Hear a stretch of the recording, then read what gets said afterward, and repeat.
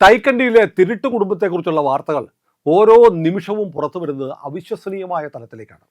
വീണ വിജയൻ നമ്മൾ ഇതുവരെ കേട്ടതുപോലെ പല കമ്പനികളിൽ നിന്ന് മാസപ്പടി വാങ്ങിയ കേവലം ഒരു മാസപ്പടി വിദഗ്ധ മാത്രമല്ല, ഒന്നാന്തരം ഹവാല ഇടപാടുകാരി, കള്ളപ്പണത്തിൻ്റെ ആള്, അതും വിദേശത്തേക്ക് കുഴൽപ്പണം കടത്തി അയക്കുന്ന ആളാണെന്നാണ് പച്ചയ്ക്ക് എൻഫോഴ്സ്മെന്റ് ഡയറക്ടറേറ്റ് പറഞ്ഞിരിക്കുന്നത്. കേസ് അടിമുടി അങ്ങ് മാറി കേട്ടോ.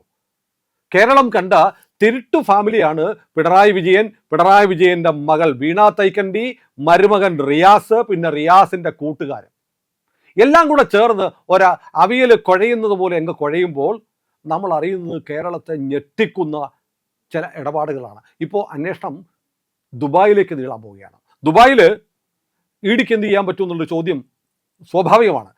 CBI വേണ്ടേ? CBI വേണമെങ്കിൽ CBI വരും. ED ആവശ്യപ്പെട്ടാൽ ഈ കേസിൽ CBI വരും. മാത്രമല്ല, പക്ഷേ ഇഡിക്ക് ചില അധികാരങ്ങളുണ്ട്.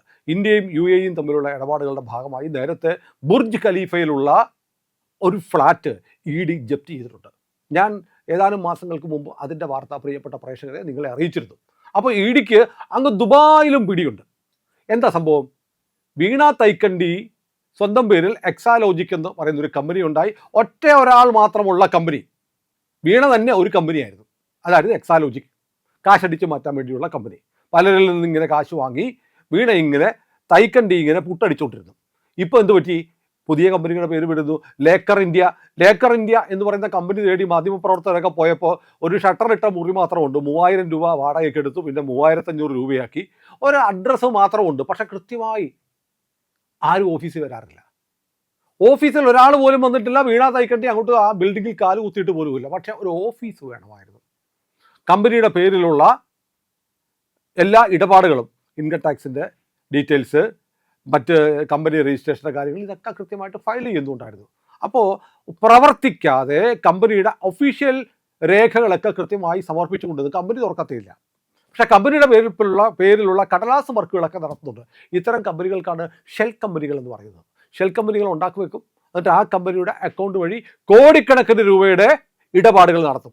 ഈ ഇടപാടുകളൊക്കെ സ്വാഭാവികമായും നമ്മുടെ മുൻ അനുഭവം വെച്ച് നടക്കുന്നത്, ചേരുന്നത് തീവ്രവാദം, narcotic business. Narcotic is A dirty business എന്ന് മോഹൻലാലിന് പറയാം. ചിലർക്ക് അങ്ങനെയല്ല, അത് ഒന്നാന്തരം ബിസിനസ്സാണ്. കാശ് ചൊള്ളയായിട്ട് കാശ് വരും. ഈ വീണ തൈക്കണ്ടിയുടെ അക്കൗണ്ടിൽ 20 കോടി രൂപയുടെ ട്രാൻസാക്ഷൻസ് വീണ തൈക്കണ്ടി നടത്തിയിരിക്കുന്നു എന്നാണ് ED കണ്ടെത്തിയിരിക്കുന്നത്. 20 കോടി രൂപയെ 85 ലക്ഷം രൂപ വിദേശത്തേക്ക് കടന്നു. പിന്നെ ടെക്നോളജി ഉപയോഗിക്കുന്നുണ്ട്. ഈ റിയാസിൻ്റെ കൂട്ടുകാരനായ നന്ദുലാൽ, അയാൾ DTPCയുടെ ഡെസ്റ്റിനേഷൻ മാനേജറാണ്. അയാളുടെ പേരിൽ സിം കാർഡ് എടുക്കുന്നു, എന്നിട്ടൊരു വൈഫൈ റൂട്ടർ സംഘടിപ്പിച്ച് അതിലൂടെ ഇൻ്റർനെറ്റ് കോൾ വിളിക്കുന്നു. നോക്കൂ, ടെക്നോളജി, ആധുനിക ടെക്നോളജിയൊക്കെ ഉപയോഗിക്കുക. IT കമ്പനി വിദഗ്ധയല്ലേ. അപ്പോൾ ഇതൊക്കെ ഉപയോഗിച്ച് വിദേശത്തുള്ള കുറേ ആളുകളുമായിട്ട് സംസാരിക്കുന്നു. അതിൻ്റെ IP നമ്പറൊക്കെ വെച്ചിട്ട് ഇപ്പോൾ അന്വേഷിക്കുകയാണ് ആരെയൊക്കെയാണ് വീണ വിളിച്ചിരിക്കുന്നത്. നോക്കൂ, എന്നിട്ടാണ് ഇതേക്കുറിച്ചാണ് റിയാസ് പറയുന്നത്, ഒരു രാഷ്ട്രീയക്കാരൻ്റെ മകളായി പോയി എന്നതുകൊണ്ട്, ഒരു രാഷ്ട്രീയ നേതാവിൻ്റെ ഭാര്യയായി പോയതുകൊണ്ട് എൻ്റെ ഭാര്യയ്ക്ക് വ്യവസായം നടത്തിക്കൂടെ? നേരത്തെ കമലയിടത്തിയുടെ പെൻഷൻ കാശ് കൊണ്ട് കമ്പനി തുടങ്ങിയാണെന്ന് പറഞ്ഞു. ഇപ്പം പിന്നെ അങ്ങനെയല്ലെന്ന് പറഞ്ഞു. AKG സെൻറ്റർ ആണ് അഡ്രസ്സ് വെച്ച് കൊടുത്തിരുന്നത്. എനിക്കറിയത്തില്ല എൻ്റെ തമ്പുരാനെ, എന്നാണ് ഈ ED ഇടിച്ചു കുത്തിയ AKG സെൻറ്ററിലോട്ട് കയറാൻ പോകുന്നത്. കയറും. ഇപ്പം പിണറായി വിജയൻ്റെ വീട്ടിൽ ED കയറിയപ്പോൾ വീണയെ ചോദ്യം ചെയ്യാനായിട്ട് ചെന്നപ്പോൾ എന്തായിരുന്നു പുകില്? 1.5 മാസം ജയിലിൽ കിടന്ന് അവസാനം വൃത്തികെട്ട ടോയ്ലറ്റൊക്കെ ഉപയോഗിച്ച് അസ്ഥാനത്ത് ചൊറിയും ചിരങ്ങുമൊക്കെ പിടിച്ചിട്ടാണ് ഈ മൊട്ട വിദഗ്ധൻ IP ബിരുവൊക്കെ ജയിലിൽ നിന്ന് ഇറങ്ങിയെന്ന് പറയുന്നത് കേട്ടോ. തൊക്കുരാഗം പിടിച്ചു. ജയിലിലെ അവസ്ഥ അത്ര നല്ല, വളരെ ശുചിത്വമുള്ള 5 സ്റ്റാർ സൗകര്യമുള്ള ടോയ്ലറ്റൊക്കെ ആണല്ലോ ഉള്ളത്. അതുകൊണ്ട് അദ്ദേഹത്തിൻ്റെ അസ്ഥാനത്തൊക്കെ ചൊറി പിടിച്ചു. അദ്ദേഹത്തിന് മാത്രമല്ല, ആ ജയിലിൽ കിടന്നവർക്കൊക്കെ ഒരുപാട് കഷ്ടനഷ്ടങ്ങളും സ്കിൻ ഡിസീസൊക്കെ ഉണ്ടായെന്ന് പറയുന്നുണ്ട്, അനുഭവിച്ചു. പക്ഷേ ഇനി AKG സെൻറ്ററിൽ കയറി എന്തായിരിക്കും സ്ഥിതി? അതവിടെ നിൽക്കട്ടെ. നമുക്ക് ഏറ്റവും പ്രധാനപ്പെട്ട ഒരു കാര്യം, ഞാനിപ്പോൾ അന്വേഷിച്ചു, ഇങ്ങനെ പണം വിദേശത്തേക്ക് കടത്തുന്ന ഏർപ്പാട്, ബാങ്ക് ട്രാൻസ്ഫർ നടത്താം, പക്ഷേ അതിൻ്റെ സോഴ്സ് കാണിക്കേണ്ടി വരും. ED പറയുന്നത് 3.49 ലക്ഷം, 3.49 ലക്ഷം AED ദുബായ് കറൻസി കടത്തിയിട്ടുണ്ട്. അതായത് ഏതാണ്ട് 3.49 ലക്ഷം AED ആണ് വിദേശത്തേക്ക് കടത്തിയിരിക്കുന്നത്. 20 കോടി 5 ലക്ഷം രൂപയുടെ ട്രാൻസാക്ഷൻസ് നടത്തിയിട്ടുണ്ട് എന്നും കാണുന്നു. 85 ലക്ഷം രൂപയാണ് വിദേശത്തേക്ക് മറ്റു വഴിക്ക് പോയിരിക്കുന്നത്. ഇതൊക്കെ എങ്ങനെ പോയി എന്നിപ്പോൾ കണ്ടെത്തേണ്ടതുണ്ട് ഇഡിക്ക്. നോക്കൂ, നമുക്കറിയാം നേരത്തെ സ്വപ്ന സുരേഷ് പറഞ്ഞ കുറേ കാര്യങ്ങളുണ്ടല്ലോ. സ്വപ്ന സുരേഷിനെ അന്ന് അവിശ്വസിച്ചു. സ്വപ്ന പറഞ്ഞതൊക്കെ ഇപ്പോൾ ശരിയായിട്ട് വരിക. സ്വപ്ന പറഞ്ഞതെല്ലാം ശരിയായി വരിക. ഇപ്പം പണ്ട് കമല ഇൻ്റർനാഷണൽ എന്ന് പറഞ്ഞൊരു കമ്പനി ഉണ്ടായിരുന്നു. കനേഡിയൻ കമ്പനിയുടെ ലാവലിൻ്റെ കാശ് മുഴുവൻ അതിലേക്കാണ് വന്നതെന്നൊക്കെ പറഞ്ഞ് വലിയ അലിഗേഷൻ ഉണ്ടായിരുന്നു. അപ്പോൾ ഇടയ്ക്ക് പിണറായി ചോദിക്കാറുണ്ട്, അല്ല നിങ്ങൾ കമല ഇൻ്റർനാഷണൽ എന്ന് പറഞ്ഞിട്ട് എന്തായി എന്ന് ചോദിക്കുന്നു. വലിയ വീരസ്യത്തോടെ ചോദിക്കുന്നുണ്ട്. അതിൻ്റെ കഥയൊക്കെ അറിയാം, പക്ഷേ ഇപ്പം പറയുന്നില്ല, പറയേണ്ട സമയത്ത് പറയാം. കമല ഇൻ്റർനാഷണൽ പോലെ ഇവിടെ കേരളത്തിൽ പിണറായിയുടെ കാലത്ത് ആരംഭിക്കുന്ന എല്ലാ പദ്ധതികളുടെയും പേര് കെ എന്നായിരുന്നു അല്ലേ? K rail, K phone, K വിമാനം. ഇത് കെ എന്ന് പറഞ്ഞാൽ കേരളം എന്ന് കരുതുന്നവർക്ക് തെറ്റി.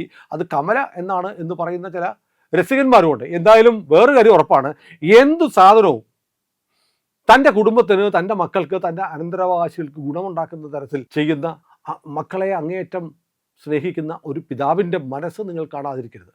പിണറായി നിഷ്ഠൂരനാണ്, അല്പം പോലും ദയയില്ലാതെ പെരുമാറുന്ന ആളാണെന്നൊക്കെ ആക്ഷേപിക്കുന്ന ആളുകളുണ്ട്. ഞാനങ്ങനെയൊന്നുമില്ല. സ്വന്തം മക്കളെ സ്നേഹിക്കാൻ പറ്റുന്ന ഏതൊരു മനുഷ്യരും മറ്റുള്ളവരെയും സ്നേഹിക്കാൻ പറ്റും. വീണ എന്ന് പറയുന്ന ഈ കുഞ്ഞിനെ അദ്ദേഹം അവളും സ്നേഹിക്കുന്നുണ്ട്. ഹൃദയം നിറയെ വീണത്തുടിപ്പുകളാണ്. വീണാനാഥമാണ് അദ്ദേഹത്തിന് ജീവിതത്തിൽ ഒഴിവാക്കാൻ പറ്റാത്തത്. അതുകൊണ്ട് വീണയ്ക്ക് വേണ്ടി എന്തും ചെയ്യും. പക്ഷെ വേറൊരു കാര്യമുണ്ട്, ദുബായ് അബുദാബി വഴിയാണ് ഇടപാടുകൾ മുഴുവൻ നടന്നിരിക്കുന്നത്. പിണറായിയുടെ മകൻ അവിടെ ഒരു ബാങ്കിലെ ഉദ്യോഗസ്ഥനാണെന്നാണ് പറയപ്പെടുന്നത്. ഇന്നാൾ ഗുരുവായൂരമ്പലത്തിൽ വന്നപ്പോൾ ഫോട്ടോ എടുത്തെന്ന് പറഞ്ഞ ചില ആളുകളെ പിടിച്ച് തല്ലുകയൊക്കെ ചെയ്തു. പിണറായിയുടെ ഫോട്ടോ എടുക്കാൻ പാടില്ല, പിണറായിയുടെ മകൻ്റെയും ഫോട്ടോ എടുക്കാൻ പറ്റില്ല. ഇതെന്തൊരു രാജ്യമപ്പാ. പക്ഷേ ആ മകനെ അങ്ങനെ പുറത്ത് കാണിക്കാതെ വെച്ചിരിക്കുകയായിരുന്നു. പക്ഷേ ഇപ്പോൾ ഈ അന്വേഷണം അത്രയും പതുക്കെ UAE ചെല്ലുമ്പോൾ സ്വാഭാവികമായും ഇതുവരെ പുറത്തു വരാത്ത ചില ചിത്രങ്ങൾ കൂടി പുറത്തു വരണം. ഇനി ഇത്തരം ഇടപാടുകളൊക്കെ നടത്താൻ ഒരാൾ ദുബായിൽ ഒരു ബാങ്കിൽ ഇരുന്നോട്ടെ എന്ന് കലയെക്കുട്ടി തീരുമാനിച്ചതിൻ്റെ ഭാഗമായിട്ടാണോ അദ്ദേഹം അവിടെ ഇരിക്കുന്നതെന്ന് അറിയില്ല. ഏതായാലും EDയുടെ അന്വേഷണം നടക്കുമ്പോൾ അറിയാം. നമ്മൾ വിചാരിച്ച പോലെയുള്ള ചെറിയ ഇടപാടൊന്നുമല്ല. ഈ പണം 20 കോടി രൂപ എവിടെ നിന്ന് വന്നു എന്നുള്ള ചോദ്യം ED ചോദിക്കുന്നത് വെറുതെ അല്ല. അവിടെ നിന്ന് ഒരു നോട്ട് പുസ്തകം കിട്ടിയിട്ടുണ്ട്. ഡയറി ഒന്നുമല്ല. ഡയറി പിടിക്കുന്നു മണിച്ചൻ്റെ കേസ് മുതൽ അറിയാം വീണയ്ക്ക്. അതുകൊണ്ട് ഒരു പുസ്തകത്തിലാണ്, ഒരു നോട്ട് ബുക്കിലാണ് ഇതൊക്കെ എഴുതി വെച്ചിരുന്നത്. പണം അങ്ങോട്ട് കൊടുത്തു, ഇങ്ങോട്ട് കൊടുത്തു. നോട്ട് പുസ്തകമൊക്കെ പിള്ളേരുടെ പുസ്തകത്തിൻ്റെ കൂടെ എഴുതാൻ ആരും നോക്കത്തില്ലല്ലോ. വളരെ ബുദ്ധിപൂർവ്വമാണ്. നോട്ട് പുസ്തകത്തിൽ എഴുതി അത് മകൻ്റെ പുസ്തകങ്ങളിരിക്കുന്ന കൂട്ടത്തിൽ സൂക്ഷിച്ചു വെച്ചു. അപ്പോൾ പിന്നെ ആരും സംശയിക്കില്ല. സ്കൂളിൽ പഠിക്കുന്ന കൊച്ചിൻ്റെ പുസ്തകമൊക്കെ ആരെങ്കിലും പരിശോധിക്കുക, കണ്ട ഒരു നോട്ട് ബുക്ക് സ്കൂളിൽ പഠിക്കുന്ന കുട്ടിയുടെ പുസ്തകങ്ങളുടെ ബുക്കിൻ്റെ കൂടെ അടുക്കി വെച്ചിരിക്കുന്നത്. അതിൽ പക്ഷേ കണക്കുണ്ടായിരുന്നു. ED ആരാ മക്കള് അവർ പൊക്കിയിട്ടാണ് ഇത് മാസപ്പടി കേസല്ല, ഇത് ഹവാല കേസാണെന്ന് കണ്ടെത്തിയിരിക്കുന്നു. ഹവാല കേസ് നമ്മുടെ രാജ്യത്ത് കുറ്റകരമാണ്. PMLA ആക്ടിൻ്റെ ഫെമയുടെ ലംഘനമാണ്. എന്തൊക്കെയാണ് ശിക്ഷ എന്നറിയാമോ? എത്ര കോടി രൂപയുടെ ഇടപാടാണോ നടന്നത് അതിൻ്റെ 3 ഇരട്ടി വരെ പിഴ അടയ്ക്കേണ്ടി വരും. 20 കോടിയാണെങ്കിൽ 60 കോടി അടയ്ക്കേണ്ടി വരും. ഉണ്ടല്ലോ, ഉണ്ടാക്കി വെച്ചിട്ടുണ്ടാവുമല്ലോ. ഇല്ലെങ്കിൽ പാർട്ടി ഉണ്ടല്ലോ. പാർട്ടിയുടെ സമ്പത്തെന്ന് പറഞ്ഞാൽ അക്ഷയഗതിയാണ്. കാരണം പിണറായി വിജയനും വീണയ്ക്കും വേണ്ടിയാണ് പാർട്ടി അടിമുടി സട്ടക്കൂട്ടം ചെണ്ണീറ്റ് നിൽക്കുന്നത്. അപ്പോൾ പാർട്ടി വേണ്ടി വന്നൊരു ബക്കറ്റ് പിരിവ് നടത്തിയിട്ട് വീണ സഹായ ഫണ്ട്, വീണ പിഴയടയ്ക്കാനുള്ള ഫണ്ട് പിരിച്ചാൽ മതി. 80 കോടി കൊടുക്കേണ്ടി വന്നാൽ. പിന്നെ വേറെ കാര്യമുണ്ട്, ഹവാല ഇടപാടിൻ്റെ ഭാഗമായിട്ട് സ്വത്തുക്കൾ കണ്ടുകെട്ടാം. AKG സെൻറ്റർ അഡ്രസ്സായി കൊടുത്തതുകൊണ്ട് വീണയ്ക്ക് അവകാശമുള്ള പ്രോപ്പർട്ടിയാണെന്ന് വന്നാൽ ചിലപ്പോൾ അതും കണ്ടുകെട്ടാം. ഇനി തീർന്നില്ല, വേണമെങ്കിൽ ഇത് രണ്ടിൻ്റെയും കൂടെ പിടിച്ച് ജയിലിലിടാം. 3 വർഷം മുതൽ 7 വർഷം വരെ തടവ് ശിക്ഷ കിട്ടാം.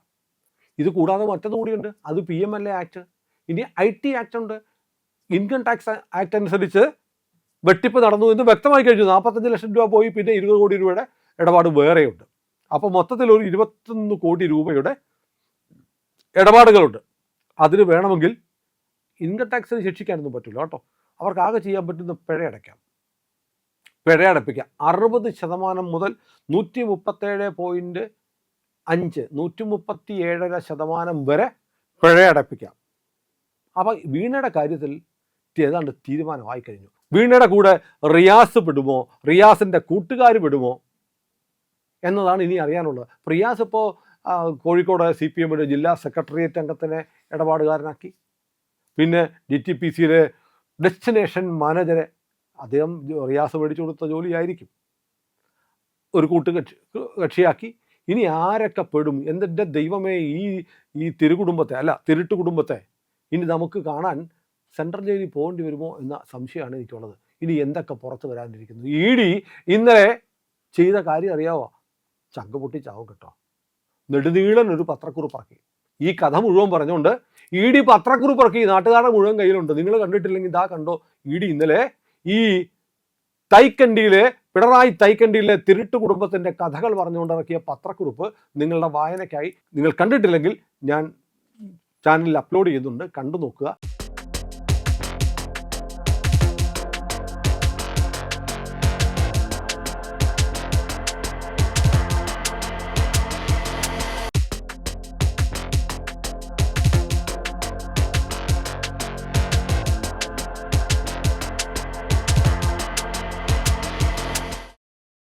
ഏതായാലും മറ്റുള്ളവർ പറയാത്ത വാർത്തകളുമായി ഇന്ത്യ ലൈവ് സജീവമായി ഉണ്ടാവും. ഞങ്ങളുടെ കൂടെ സഞ്ചരിക്കുക. ചാനൽ സബ്സ്ക്രൈബ് ചെയ്യാൻ മറക്കാതിരിക്കുക.